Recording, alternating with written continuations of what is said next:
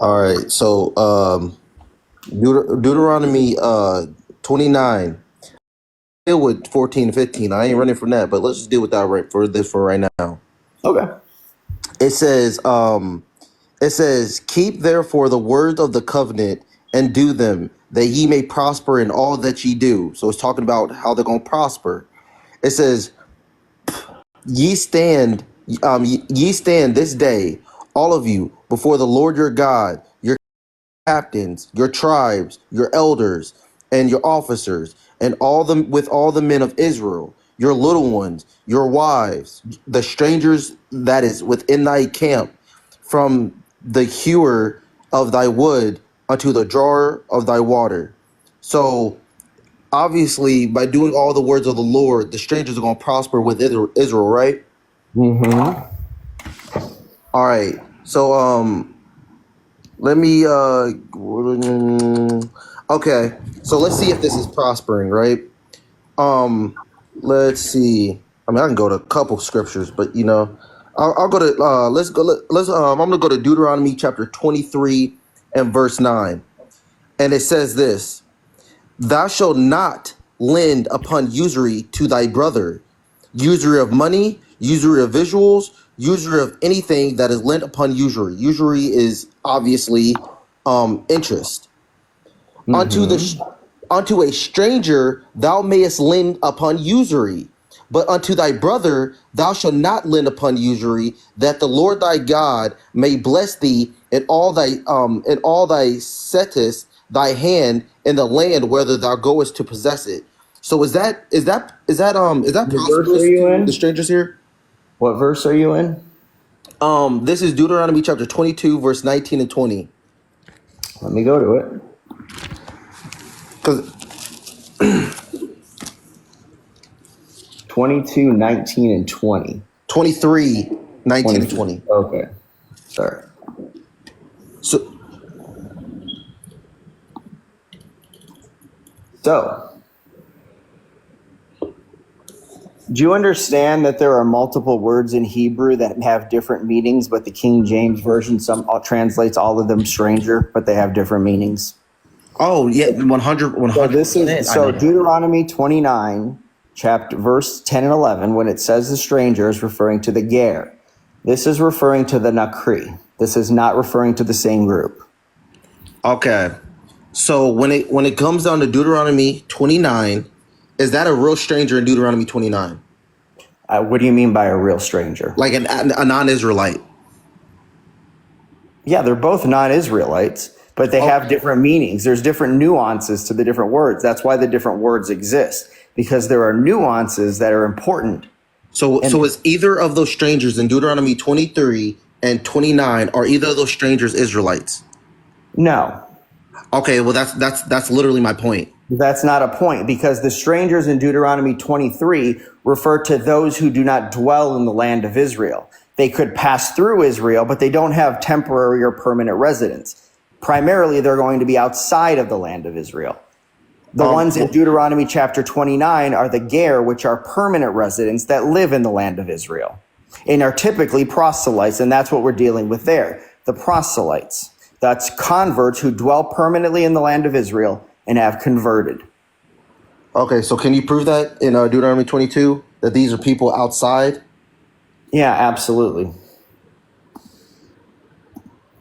One second.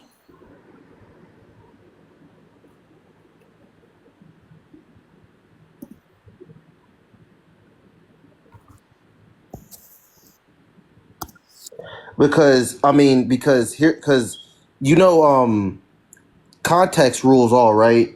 If we start at verse 14, let's read from 14 to down in verse 20 in Deuteronomy 23.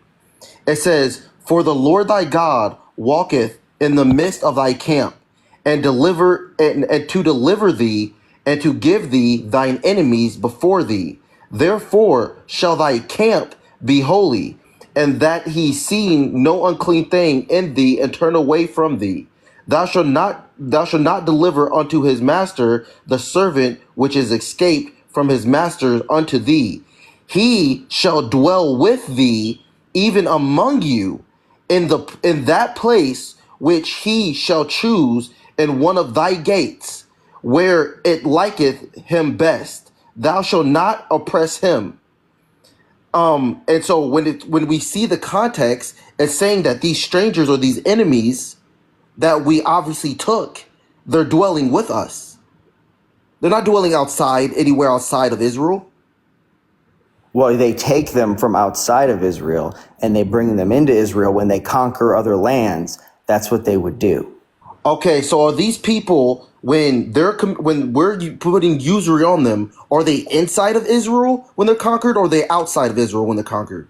Well, during the Exodus, they were working their way to the land, and then ultimately they were conquering the land itself. So they were taking the people they were conquering that were not part of the people, and then they would become servants within the people, but they were not part of the people until they were conquered and made to be servants. Okay, so in Deuteronomy 23 and Deuteronomy 29, are the strangers within thy gates?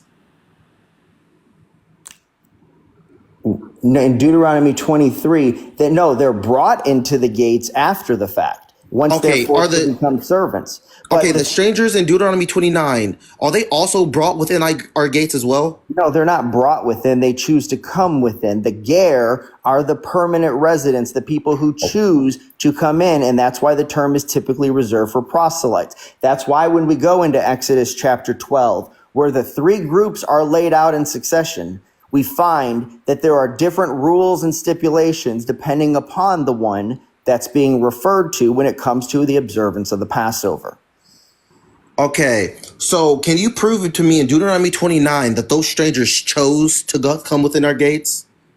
Well, that comes back to one, the meaning of the word itself, and then two, the stipulations that are put on them throughout the text. They have optional things that are not required of them. So, for example, those who become servants are forced to become circumcised. Those who are ger are not. And that's why when we go into Exodus chapter 12, verse 48, if they are to take of the Passover, they have to be circumcised. Now, additionally, we know that they can't be forced to convert or forced to do anything because they are to be loved as their fellow Israelites are. We see this in Leviticus chapter 19, verse 34, where it says, the stranger who resides with you shall be to you as the native among you. You shall love him as yourself.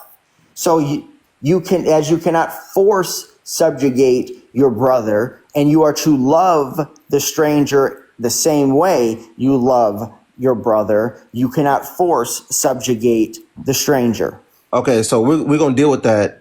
But in Deuteronomy 29, why is the context of them taking more land and then saying stranger right after? For example, Deuteronomy 29, and let's go to verse 7. Well, just real quick, why are you not actually dealing with the text in Deuteronomy 29? Because that's the question, is what does the text mean in Deuteronomy 29? And that's the one thing you don't seem to want to address. Wait, no, hold on. I am addressing it. You haven't, though. That's the crux of the issue, and you don't want to address Deuteronomy 29. You're going everywhere else to try to find an escape from Deuteronomy 29.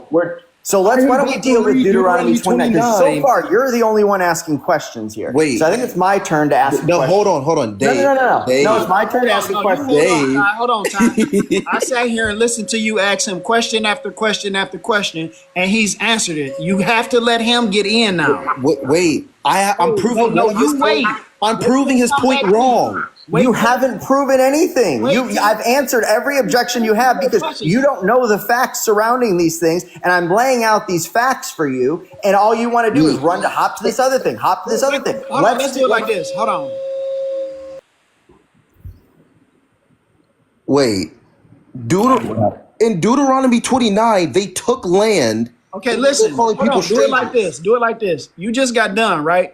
Just make sure you write down what you want to say. Let Dave go now, and then you can come back. I just let him go to explain strangers, and then him literally going to verses and saying that you should love your stranger. And then now it's my turn to talk.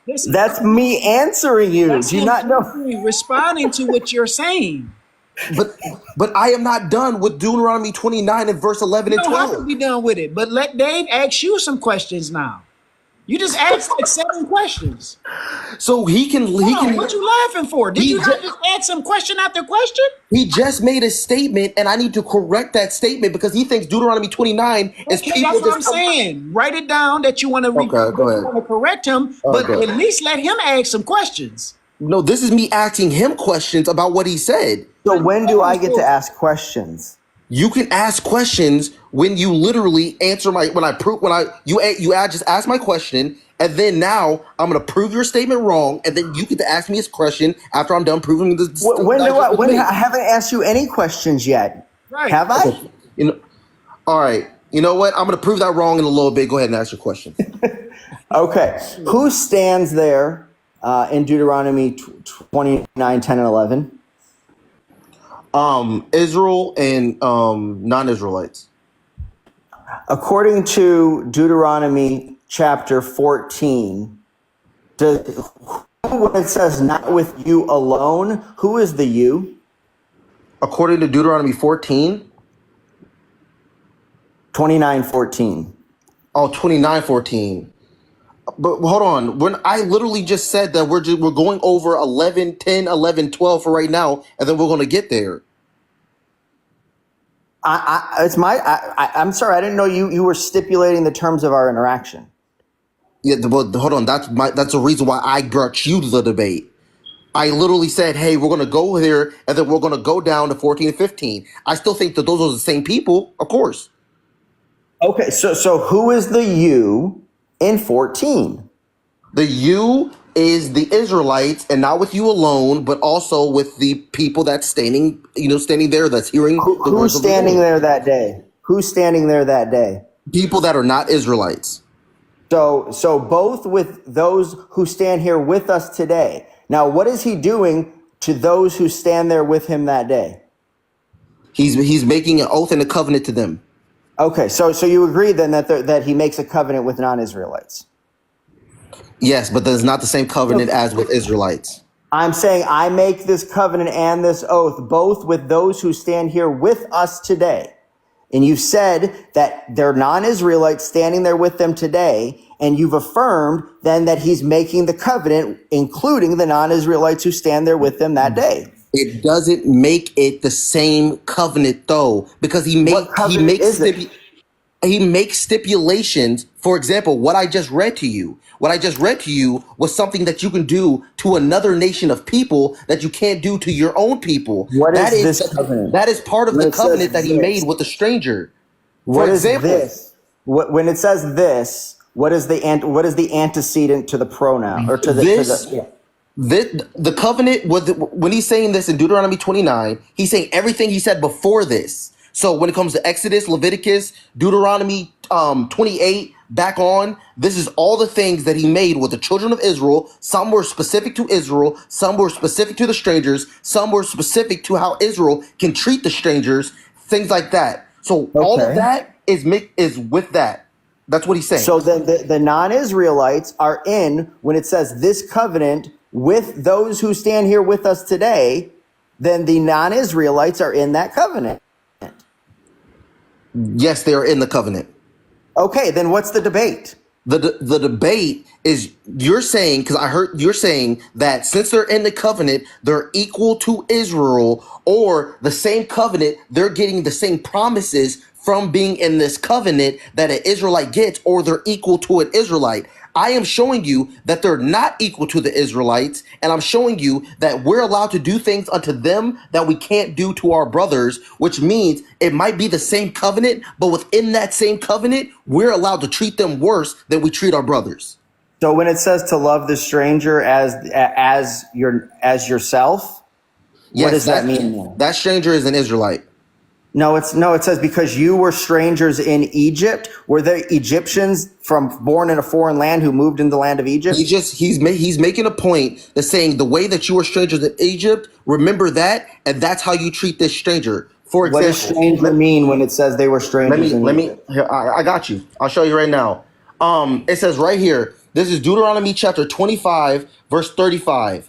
If thy brother be waxen poor and falleth in Egypt with thee, then thou shalt relieve him. Yea, though he be a stranger or sojourner, that he may live with thee. So, yes, your brother can also be a stranger or sojourner. No. So why are the words "yea, though he be" in italics? Because yea, though he be, that means that obviously lives somewhere else outside of Israel or No, outside of the tribe I land that asked you're why in. are they in italics? Why are they in italics? Because they're Yes. making a point here. No, who's making a point? What does it mean when words are in italics?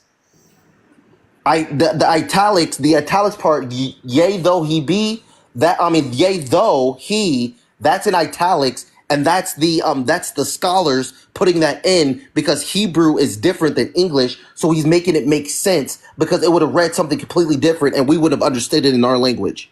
So why is it that every Bible, including the Geneva Bible that predates the King James Version, does not agree with the King James Version rendering, including the Greek of the Septuagint, which predates all of the English, of course? Why is it that none of them agree with that translation and all render it as a comparative so that it's as a stranger or sojourner or like a stranger or sojourner, saying that they should treat them in the manner they do, as in love your brother, providing them food and clothing, as it says in Deuteronomy 10, 18, and 19? That's not a point because not It only is. because he's still Your translation's wrong. the brother That's the is point being you're going compared to by. a stranger because he Compared to, is a so he's not stranger. actually one. Thank you. But So he's even not though he actually is one, That's though. my point.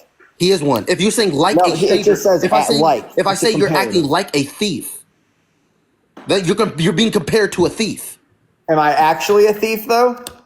Obviously, you're not actually a thief. That's why he's not. Then I'm actually, not. Then they're not actually strangers. Yeah, but he's not That's the actually a point. stranger because he's still an Israelite. No, No but he's Israelite not a is an stranger at actual all. That's the stranger. point. Because when we go to Leviticus 1934, it says, you were strangers in Egypt. Does that mean that they were Egyptians who were born in another land and then moved into Egypt? Or does that mean they were non-Egyptians and moved into the land of Egypt? Oh my God. When you're someone of your own nation, they're not your stranger. They're not an actual Exactly. stranger. But they are, if they're coming from a distant land, they are like a stranger because you don't know them. No, that's not what that means. Zur would be the What? word for that. Zur is the Hebrew word that would be just What is for a somebody sojourner? like you just What don't is a know. sojourner? Zur. What is a Zur. sojourner? Well, it depends on the word that's being translated. So What you is have a to give me sojourner? the What is the underlying word Hebrew. being translated in sojourner? In what ger, typically sojourner, as in the act of sojourning, is typically ger. But I don't know your point. The fact is, we're in Leviticus 1934. You said this is an Israelite, but the same word for stranger is used for Israel in the land of Egypt, showing that it's saying that this is about non-Israelites when it refers to the stranger who resides among you, because they were non-Egyptians when they dwelled among the Egyptians. They were foreigners who took up permanent residence. So the foreigner who takes up permanent residence with you shall be to you as a native among you, and you shall love him as yourself, because you were a foreigner who took up permanent residence in the land of Egypt. Oh, okay. This is Psalms chapter 69, verse 8. Poetry. I have become a stranger unto my brethren and an What does that alien mean? unto my mother's children. What does that mean? What word is stranger there? It probably, yeah. What does it mean? You're literally talking about poetry. Is he actually a stranger to his mother and his family, or is this a poetic way of saying he's distant and removed from them? Stop inserting. You're literally in a song. A psalm is a song that is poetic, and you're appealing to that as the basis for how we should interpret. Did he call himself a stranger? No, in Leviticus, we are given the meaning because we are told that they were aliens in the land of Egypt. Don't run from my point, David. I didn't run from it. I explained it. Does he call himself a stranger? Does he call himself a stranger? For poetry in relation to his family. Does he call himself a stranger, Dave? Yes, for poetry because of his relationship to his family, which has nothing to do with Leviticus 19:34, when it says that you were aliens in Egypt. That has nothing to do with that. That doesn't mean they were Egyptians in Egypt. The alien who resides with you, you love them, you treat them as a native. So no, sorry. You're done. Okay, cool. Let's get this even more. This is about to be a cut. Second Chronicles chapter 15 verse 9. And he gathered all of Judah and Benjamin and the strangers with them out of Ephraim and Manasseh. Great. And The out word of ger Simeon. isn't in the text. The word ger isn't even in that verse. Nice try. What does it say? Stranger there. Read that. Read it. In your King Read James it. Version translation, it says Read it. What in the it's still King, my translation doesn't say it because it's not in the Hebrew.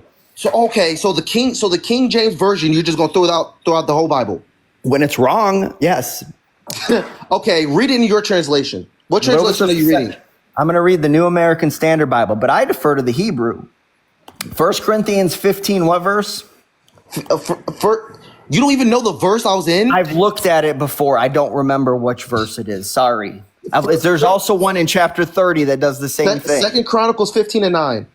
15 and 9. Here we go. I'm in First Chronicles, sorry.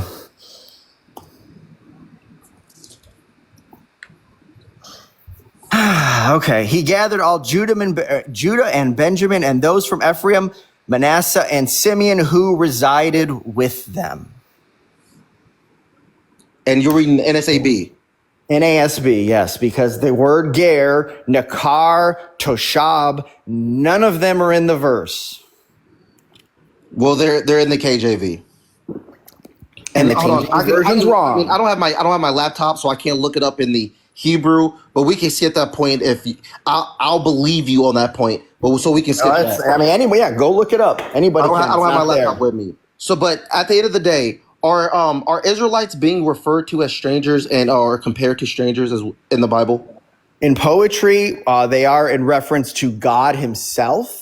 And they are when they are the residents in a foreign land, when they have permanent residence in a foreign land. But to each other, just on like a day-to-day basis or in any other type of context, no. That wasn't my point. I understand on a day-to-day basis, of course, but they're still being compared to strangers or called strangers in the Bible at the end of the day. So at the end of the day, we have to be able to compare to see, okay, who's a real stranger and who's not. So when it comes down to Deuteronomy 29, hold on, let me go back there again real quick. Deuteronomy 29, it says, obviously, and the strangers that are within thy gates. I literally just showed you that you're allowed to do things to other strangers that you can't do to a fellow Israelite, which literally means they're not on the same level. Not only that. What? You're using different Hebrew words. How can you possibly correlate when it talks about the nakri or the nakar to when it's talking about the ger as if those words are the same and they mean the same thing? All of your arguments are based upon the fact that the King James Version translates multiple words one way because the King James Version translators in 1611 or 16 before that, 1610s, single digits, never imagined that somebody would come up with such ridiculous argumentation. So they didn't think anything of it. Okay, context rules all. Now, yeah, sometimes I understand Leviticus 19:34. I understand the difference between ger and that, but in that same thing, in both, and actually, I want to actually make that point real quick because you said real quick, you said that in Deuteronomy 29 that these strangers are ones that literally came unto Israel voluntarily. Let's deal with that real quick. Deuteronomy chapter 29 verse 7. And when he came unto this place, Sihon, the king of Heshbon, and Og, the king of Bashan, came against us to battle, and we smote them, and we took their land, and gave them for an increase unto Reuben, and unto the Gadites, and unto the tribes of Manasseh. Okay. So the direct context is them talking about them taking lands and taking people from those lands and then giving them to these three tribes. And it says, and then right after that, it says, ye stand this day, all of you before the Lord your God, your captains, your tribes, your elders, and your officers with all the men of Israel, your little ones, your wives, and the strangers that's within thy camp. So you would have to prove that these strangers came in voluntarily, because I can prove that these strangers probably came from the land that they just took when they went up to battle, and then now he's speaking to everybody within that context. Well, so you forget, though, that there was a mixed multitude that left with Israel out of Egypt. And so there would have been strangers that remained with them through the whole time, those who were faithful, those who joined and kept the covenant. And so it would actually be your burden to prove that these are not them, because the original text that refers to such ones as this is Exodus 12:48, which is dealing with that time where some of those who would take up dwelling with them would keep the covenant, would become circumcised, would get the Passover. Okay, cool. That brings me to my next point, because I'm going to prove that 100%. But within this, what we just read in Deuteronomy 29, it says, "This covenant I made with you and with the stranger," and he says, "All hear this day. This is the oath and the covenant." So this is Deuteronomy chapter 23, verse 3. "An Ammonite or a Moabite shall not enter into the congregation of the Lord, even till their 10th generation shall they not enter into the congregation of the Lord forever." Is this part of the covenant as well? That a Are we God made the talking about covenant with them? Ammonites and Moabites here, or are we just talking about strangers generally? What? Who brought up Ammonites and Moabites? It's this is Deuteronomy chapter 23. No, verse 3. what is your point? What does that have to do with the people who left out of Egypt with Israel? That has nothing to do with Exactly. the people. What I'm proving is in Deuteronomy 29, it says that all the people and people that are not even there that day, they're getting that oath and that covenant. What does that mean? Not people not there that day. That means to their generations and to people that are in farther lands that probably they're not around Moses at that time. Oh, I see. I don't take that as that. I think that's just future generations. Okay, But then we could just say future generations. But part of this covenant is there's two nations here that can't even come into the congregation of God forever. Is that an oath or a covenant that he made with the Ammonites and Moabites as well? so if an Israelite is a eunuch, they can't come in either. Does that mean that they're excluded from salvation and the promises Wait, of the you covenant? didn't. Wait, answer my question. Well, the point is your question's irrelevant, because there are Israelites who can't go into the congregation either. I think you would agree, based upon your understanding of what congregation means, which I'm working under your assumed meaning. But if there are Israelites who can't go into the congregation, and yet they're not, Wait, hold on. You're gonna have to start over, because you were cutting out. You were cutting out. Okay. You believe, correct me if I'm wrong, you believe the congregation is the temple, right? Hold on. Now, is this just mine?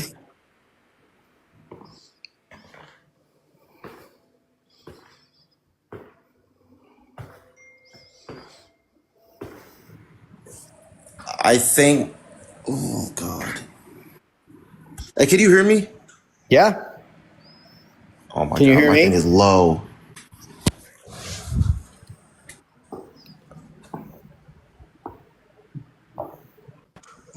Maybe close Wait, out can you the hear me? or Can flip you hear out. me? Yeah, I can hear. Yeah, I can hear you fine.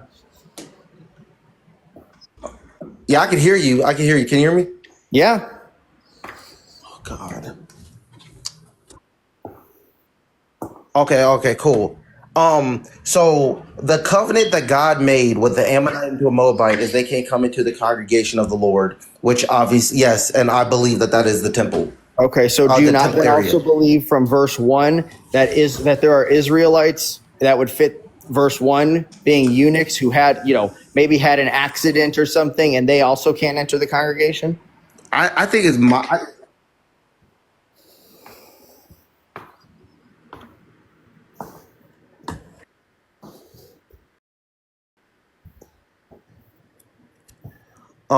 verse 1. Are you talking about 23 and 1? Yeah. I don't. It might be my Wi-Fi.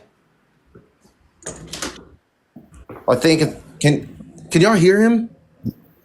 You can't hear me? I said yes, We 23 hear 1. everything that's going on. And we hear you fine.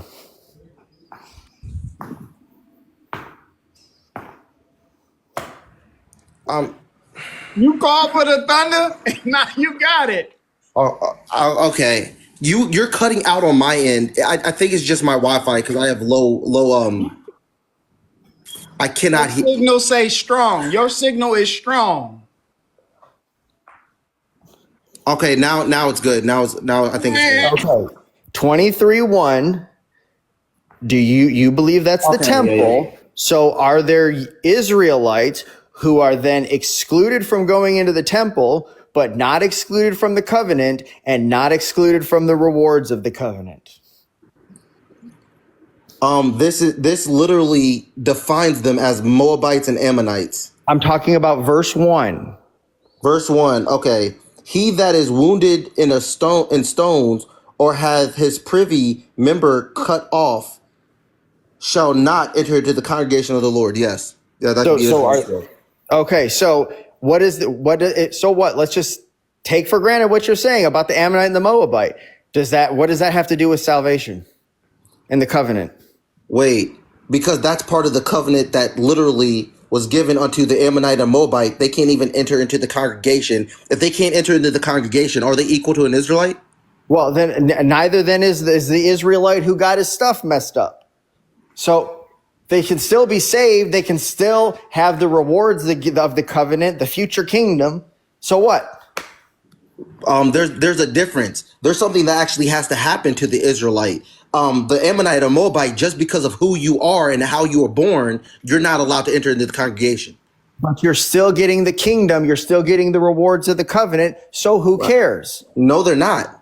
Prove to me an How Ammonite or do you Moabite know get they're the not? rewards What of is the covenant. if they enter into the covenant? Just because you're in the covenant doesn't mean you're getting the rewards. For example, If you're faithful, you don't get the rewards of the covenant, and when you're in the covenant. okay, so the Amalekites, the Lord said He's going to make war with Amalek forever, and then we see in Obadiah that they're going to be as though they have not been, and He's going to literally destroy every single last Okay, one of them. Is that you're a talking reward? fringe cases. Where I'm talking about the general meaning of the text. I'm not calling out I'm specific doing the same thing nations. you're doing. No, I'm asking you. Is there anyone who does not hold the covenant faithful that doesn't get the rewards of the covenant? You only Israel gets the rewards of the covenant.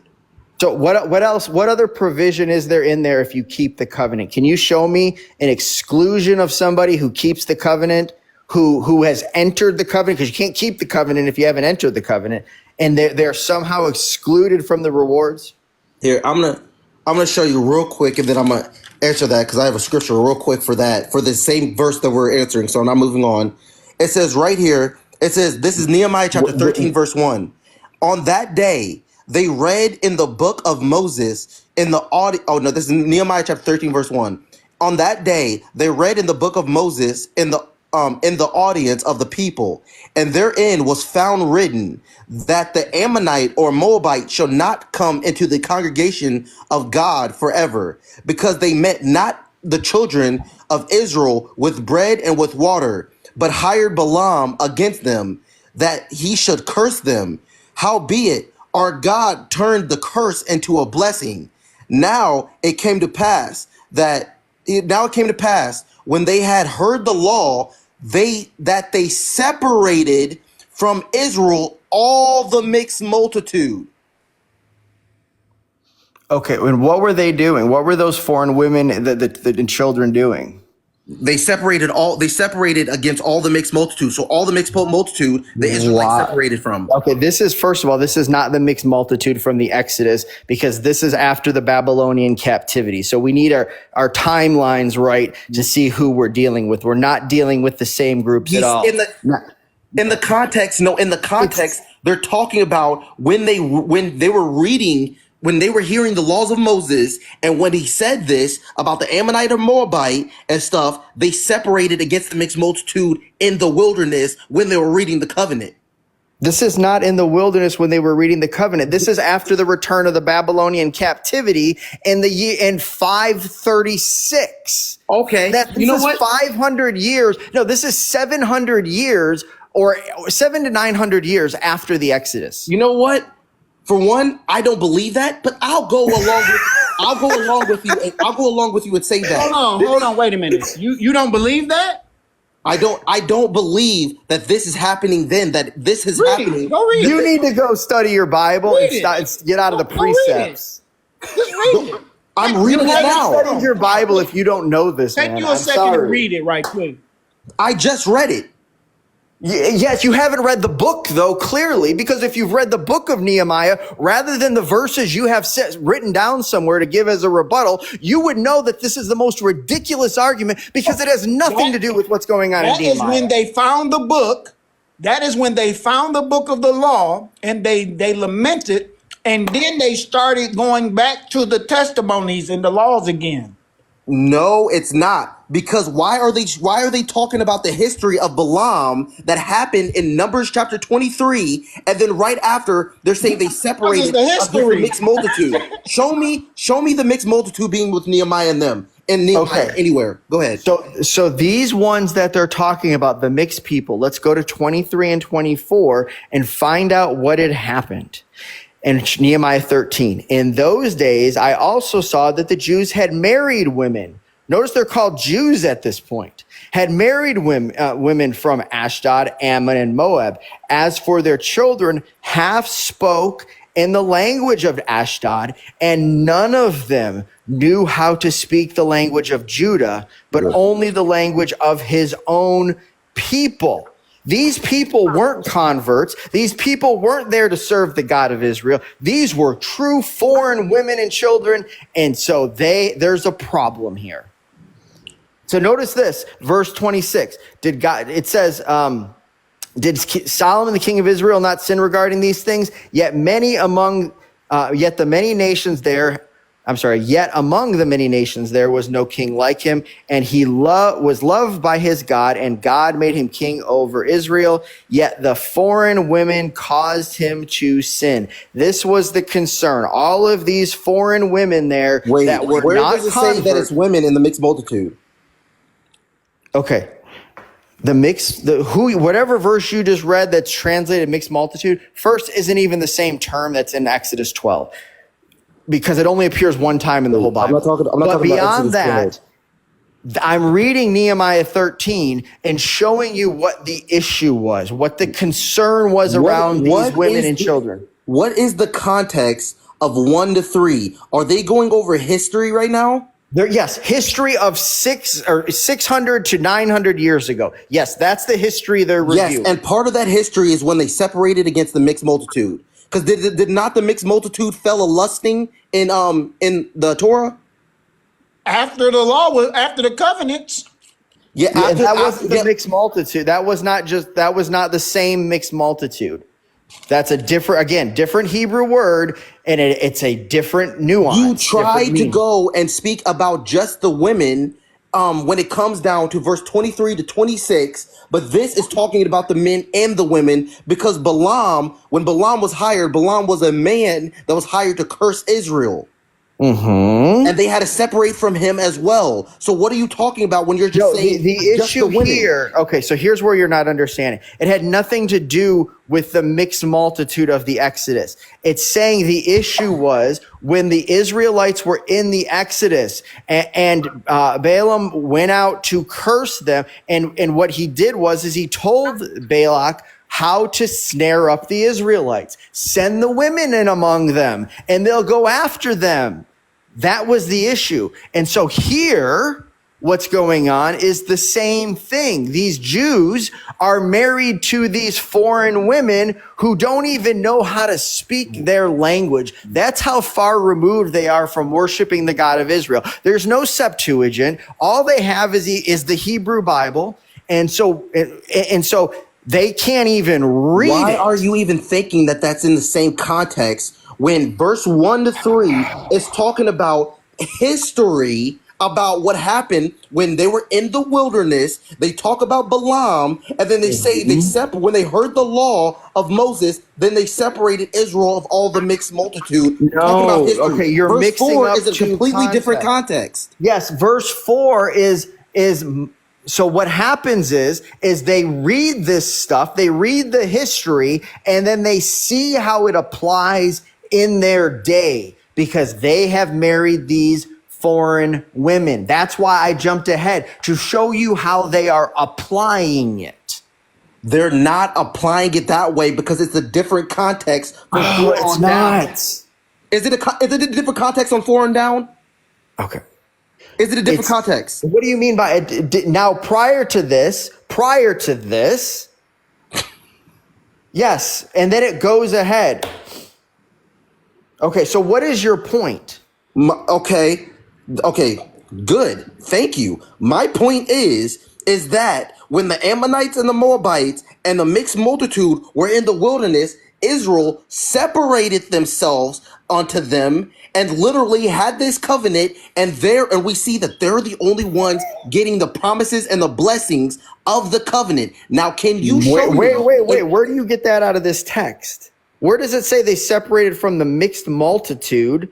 And where are you getting that they only get the rewards of the covenant from what you just cited? Okay, perfect.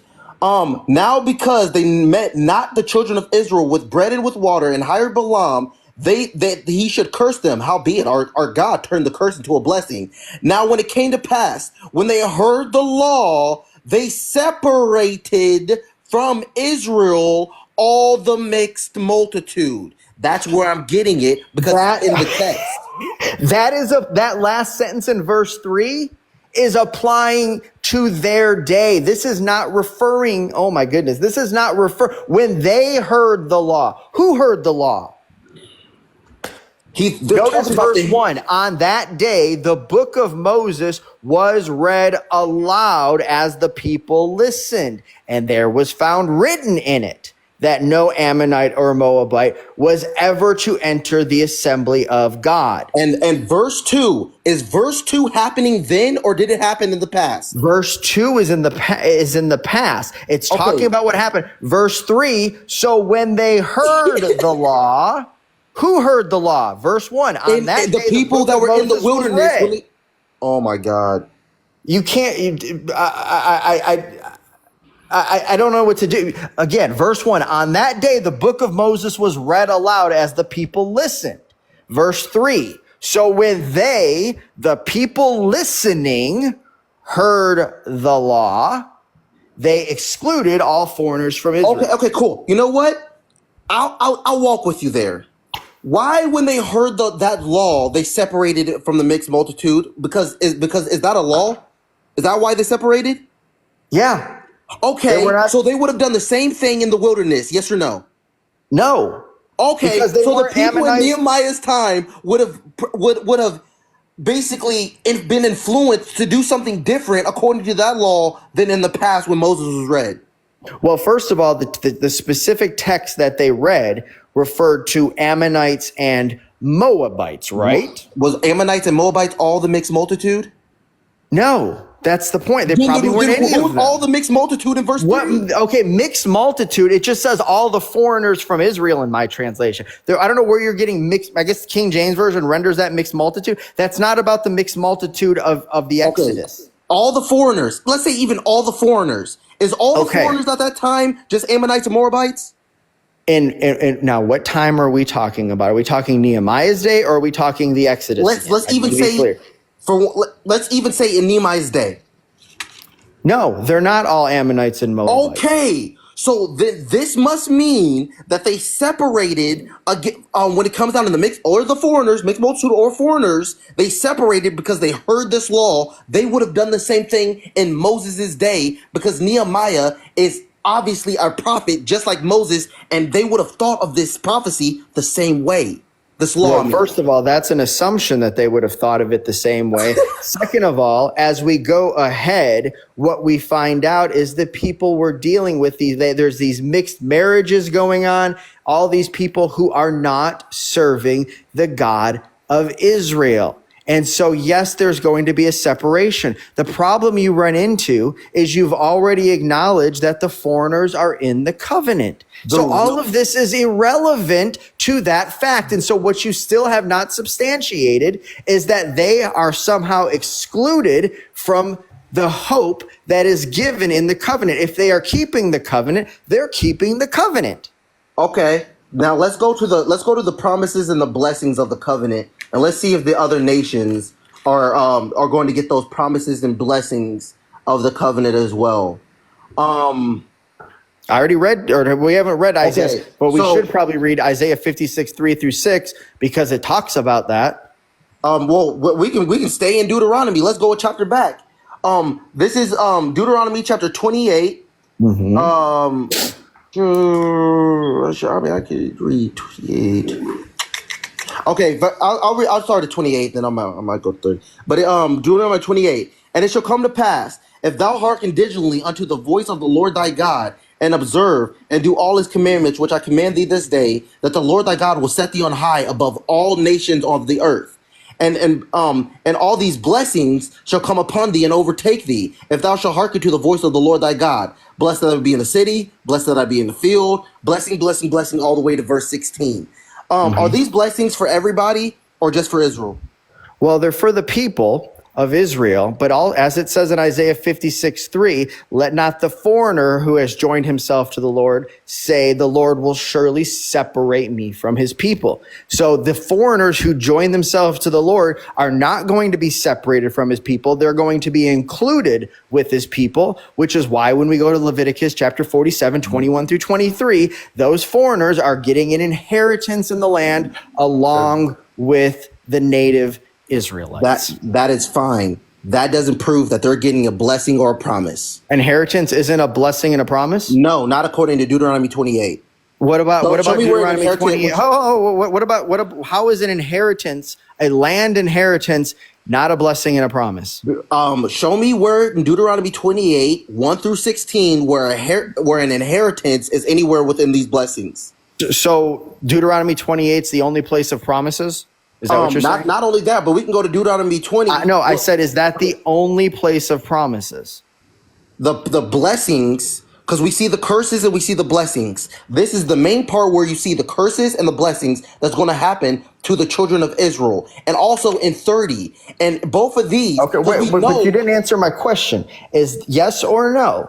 Is that the only place that there are blessings and promises in Deuteronomy 28? In Deuteronomy 28, I mean, in the Torah in general, is the foundation of where you get all the blessings and promises and everything else like that. Later on down the line, if you go to like Tanakh or the New Testament, they're basically going to restate everything that's already in the Torah. So there's no new blessings or new promises. Oh, okay. So then what is the land inheritance? If it's not a blessing and a promise, what would you call that? The land is owned by Israel, but the other nations do get an inheritance in the land. We could even see that in the Torah. But it says Israel gets an inheritance. That's Israel's inheritance too, according to the text. But Israel still owns it. They're servants there. So Israel it says they inherit it. They're not servants. They inherit it. The same term used for Israel. Israel inherits it, and the strangers who dwell with Israel inherit it. They're not servants. It says they inherit it. Do you know what it means to inherit something? To inherit something, you can still have a servant, and a servant inherits something that is yours. But then you're not a servant anymore. It becomes yours. You work your own land. You can still be a servant and own something. For example, we can be servants in today's day, own our own land or own our own property, but who is our land and property owned by? The government. Then it's not an inheritance. It is still an inheritance, because if I was an inherited property, but my property is still being taxed because I have to be taxed for it, when there's a tax, who owns it? The government. Okay, because so if I then don't pay my taxes, I can get it taken away. Then who are you going to be paying taxes to in the kingdom? The other nations are going to have to be giving their glory and paying their tax to the Israelites. And can you show me in the Bible where they're paying a tax?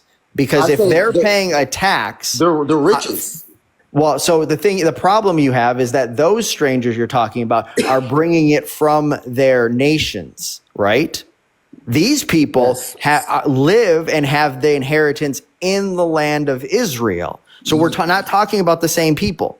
They said, "Don't let the Lord separate me from their people." Even those people that when he says the house of prayer shall going to be prayer for all nations, all that other stuff, they're going to have to come from different lands as well to eventually live in Israel and to eventually get their inheritance as well. So all of mankind is going to live in Israel. No, not all mankind is going to live in Okay, Israel. so then who's going to live in Israel? Israel's not going to be big enough for all of mankind to live in. Right. So I'm talking about the foreigners who are so blessed to live in the land of Israel. That's who I'm talking about. I'm not talking about all the other people. Okay, the foreigners that are so blessed to live in the land of Israel, they're still going to be servants and handmaids. Then how is it that they have their own inheritance, which is the same language used for Israel? Oh my God. Israel owns the entire land of Israel. The Israelites own the land. Okay, let's read the text because you're clearly missing the point. Let's go to it. Like, I don't understand how you don't get that a servant can still have an inheritance. That makes no sense. Because if then they're no longer serving. What the? So you shall divide this land among yourselves. What does that mean to divide it among yourselves? I don't know what scripture you're in. Deuteronomy 47:21. All right. Let's go to it real quick. Deuteronomy 40. Wait, there's no 47 in Deuteronomy. Ezekiel, sorry. Okay. It's been a long day. Okay, 47:21. Okay, you should divide the land according to the tribes of Israel. Yeah, so dividing the land. Okay, so and then in verse 22 it says, "You shall divide it by lot for an inheritance among yourselves." So you know, each person basically gets their own plot of land, right? Yes. Okay, so and among the strangers who stay in your midst, who bring forth sons in your midst, and they shall be to you as native born among the sons of Israel. So are you enslaving the native born among the sons of Israel? Is this end time prophecy? Mm-hmm. It's a millennial reign. Would you be able to prove that real quick? Well, so all of Ezekiel leads up to this. There's the temple. I mean, I can't go through chapter by chapter by chapter. Hold on.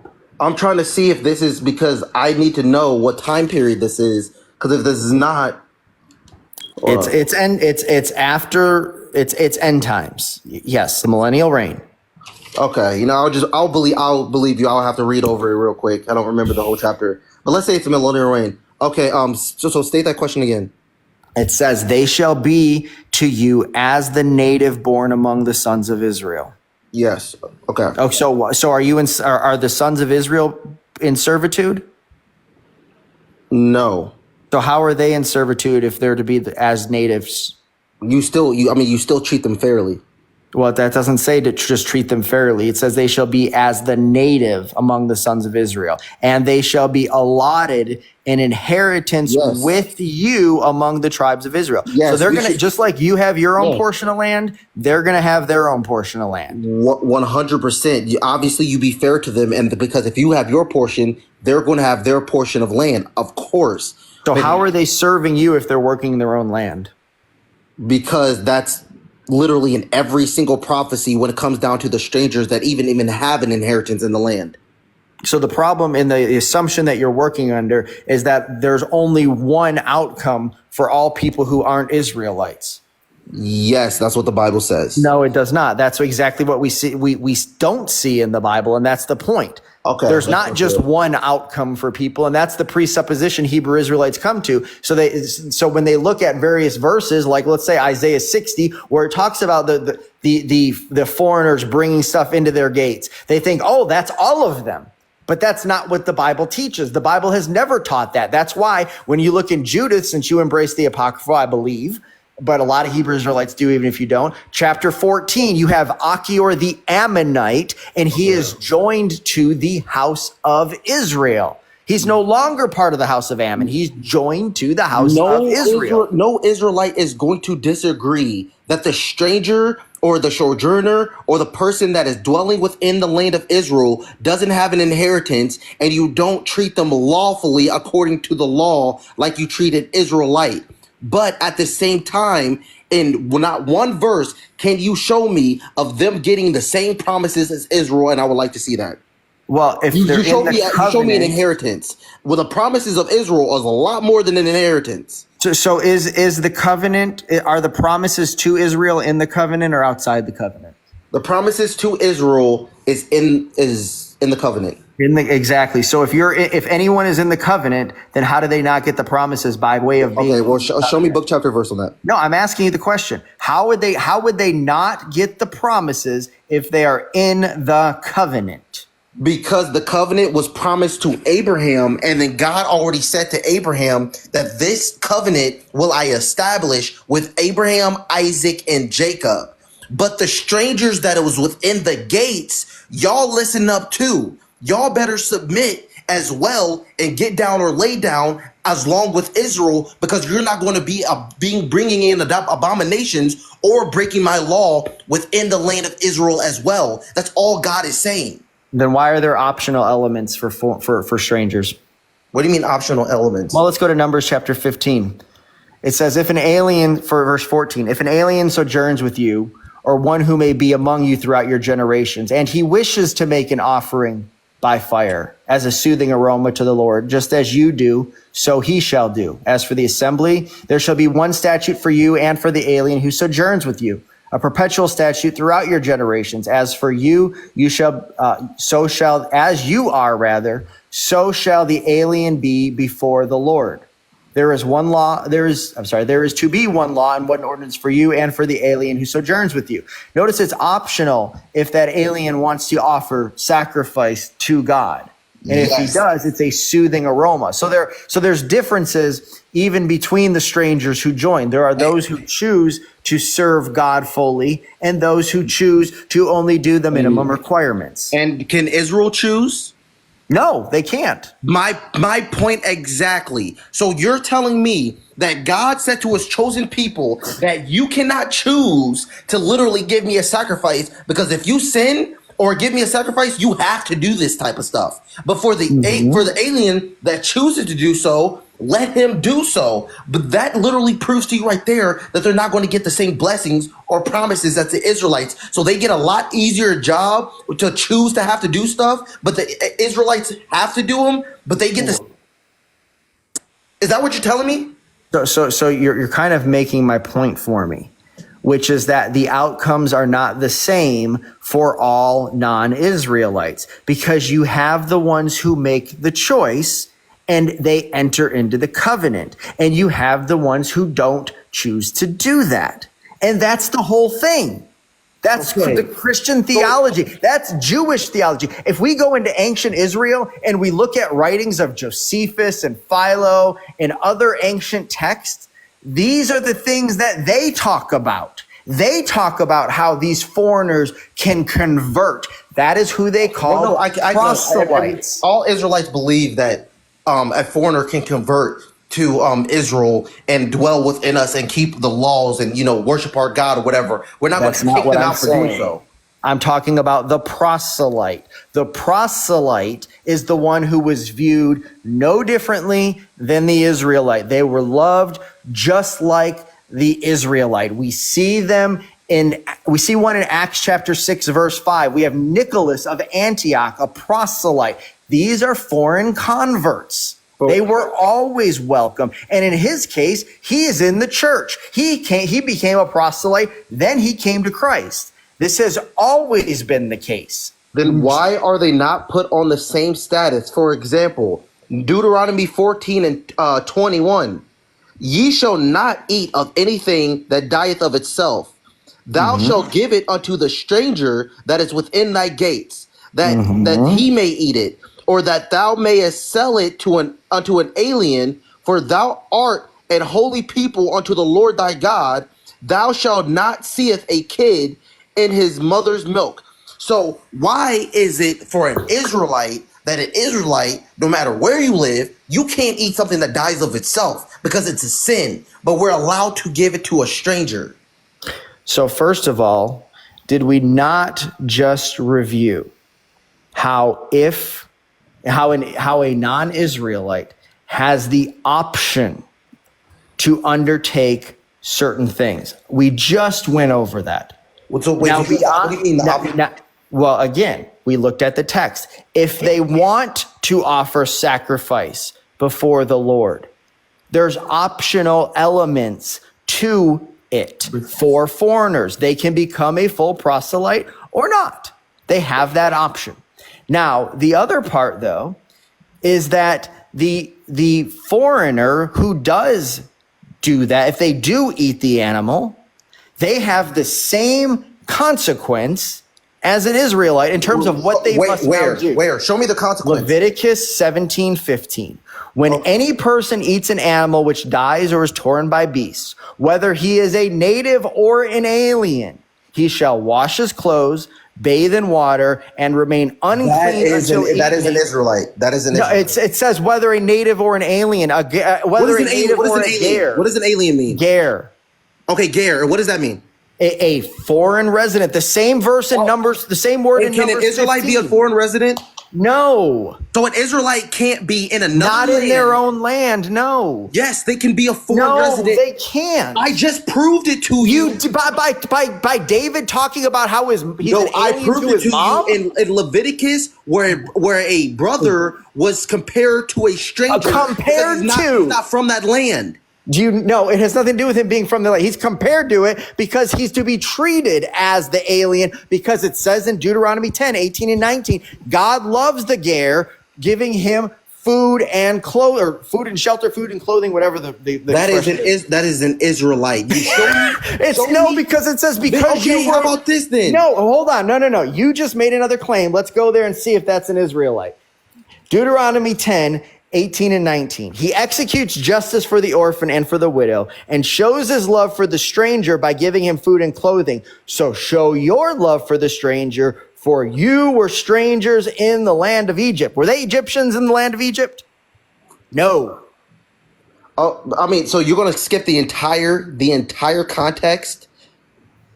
Let's read the context. Go ahead. Verse 12. And now Israel, what does the Lord God require of thee? But to fear the Lord thy God. Okay, we know that. Only the Lord hath delight in thy fathers to love them.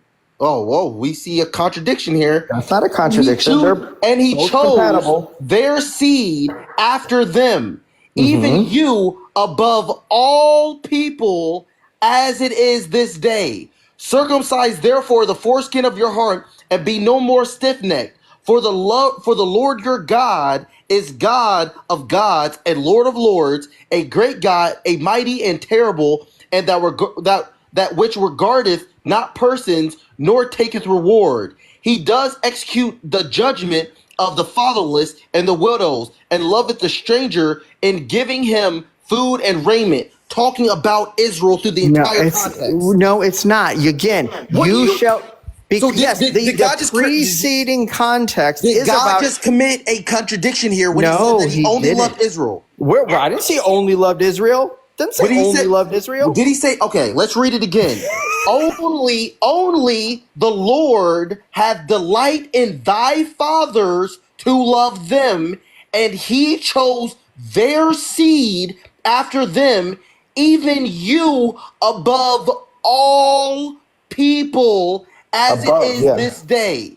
And then he literally talks about who he loves. Within context, if the entire context is about Israelites and talking about how much he loves them and chose their fathers and chose them, and then you get to that verse where it says, and he loves the stranger, and I've showed you in different verses where God says that Israelites are compared to strangers and who he loves, the strangers, then that's an Israelite. Now prove to me that's not an Israelite. Absolutely easy. So first of all you've said again, Israelites are compared to strangers. So are we talking here about the ones that are being compared to the strangers, or are we talking about the strangers themselves? We're talking about the strangers themselves. So notice now he transitions, and he's not talking to you. Your would be the Israelites, the sons of Israel specifically, the men of Israel who are being addressed.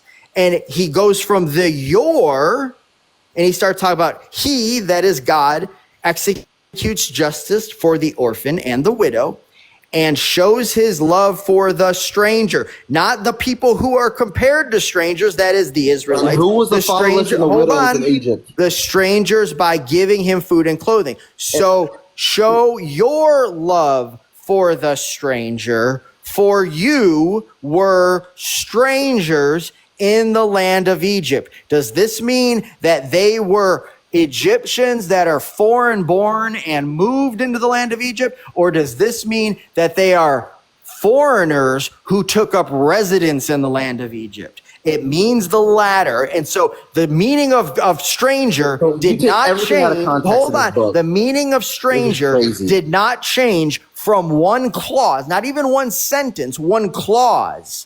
So show your love for the stranger doesn't have one meaning, for you were strangers. Now it means something else.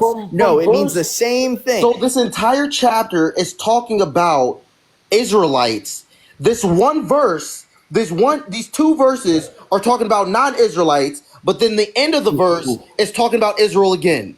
So why is God unable to give a command? This is the command, the only command. You can't address my point. You can't deal with the meaning of the word. This entire thing is talking about Israelites, how he loved them, how he chose them above all people, how they're above all people, and then he says he loves them, and then he's continually talking about them because they were strangers. So love the stranger, which is of your own people, and then it ends. Then the chapter ends with thy fathers went down into Egypt with 70 persons, and now the Lord thy God has made thee as the stars of heaven for a multitude. So he's talking to the Israelites. But this one little portion, he's not talking about Israel, but all that's about Israel. Because he's talking to the Israelites. He's talking to the men of Israel about others. He's talking to them about the widows, and were they fatherless and the strangers. If he's talking to the men of Israel, then this stranger category that you imagine exists would be among the men of Israel. Okay. They would be included. And they don't need a command that tells them how to deal with foreign-born Israelites. In the Bible, when God talks about the fatherless and the widows, is that encompassing oppression? Huh? When God always mentions the fatherless and the widows, is that always encompassing oppression? No. Why? Yes, it's not encompassing oppression here. Every single time we can go to Ezekiel, we go to Jeremiah, we can go almost everywhere in the Bible. That's because of the circumstances. The fatherless and the widows, because you're not a fatherless or a widow when you have your own empire.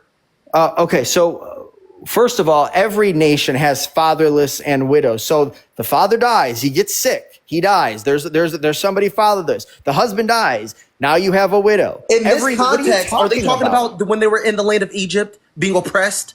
No, they're in the midst of the Exodus. They're in Moab. Okay, let's read it again. Thou shalt hold on, where is it at? Okay, fathers and widows, therefore love ye therefore the stranger, for ye were strangers in the land of Egypt. Were they being oppressed? I just want to correct myself. I said Moab. I was somewhere else in my head. But anyway, go ahead. You're all right. So when it's literally talking about every single time God talks about the fatherless and the widows, he's always talking about Israelites, because those are the fatherless and the widows, because it's saying do not oppress the poor, the fatherless and the widows, because who's the ones that are the fatherless and the widows? Even Psalms talks about this in detail. Not Psalm. You're missing my point. You're missing my point. He's addressing the men of Israel. If there are Israelites who are born outside of the land of outside of the land of Israel, they are encompassed in the you and the your. No, they're not. How? They're Israelites. Does the covenant not apply to them because they're born outside the land? No, they can still. That doesn't say anything about the covenant not applying to them. That's just saying. So this is a command. This is a command, part of the law, to do these things. And so if it applies to them outside, if they're born outside the land, then the men of these men of Israel who are born outside of the land are the you and the your. There is no reason to give a command. Do you have an inheritance inside the land if you're born outside of the land of Israel? You could, yes, if you're absolutely. an Israelite and you're born outside of the land of Israel, do you have an inheritance inside of the land? Yes, you can, and I'll give you an example. If Ruth's husband had not died and they conceived a child who was born outside of the land of Israel, he absolutely had an inheritance in the land of Israel. No. Because Ruth lived inside of Israel with her husband and stuff like that. No, she didn't. He died before they went back with Naomi. No. Okay, you could say that. Did Ruth say? Hold on. When I'm talking about, for example, the generations on generations of people, for example, that lived in Assyria, that lived, far off. Generation. This has nothing to do with what's going on here. Yes, it does, because they're strangers. They live outside of the land of Israel. They were born outside of the land. They don't have an inheritance inside of the land of Israel. They've never been in Israel. So when they come to Israel, they're a stranger amongst the Israelites, but they're still our brethren. So the problem you run into now is you've just basically made the entire nation of Israel strangers. There's no natives at that point, because that was the case for basically all of them. So that doesn't work either. Wait, what was the case for basically all of them? So they were exiled. They were removed from the land of Israel. Essentially the whole population. Yes. They're not all strangers. No, they're all Israel. That's why Amos 9, even while they're scattered, calls them the house of Israel. They're still Israelites. That doesn't make sense, because you have to be a stranger to somebody. Yes, non-Israelites who come into the land. No one is living in the land of Israel that's an Israelite. Then there's no one to be a stranger to that's an Israelite living in Israel. Because the context of this is dealing with Israel dwelling in their land and foreigners coming to dwell among them. Yes, and these foreigners are Israelites that lived outside of different. When? Do you think that all of Israel came inside of it? Because if you actually know in Numbers, Manasseh, Reuben, and I think Gad lived outside of the land of Israel when they first went into Israel.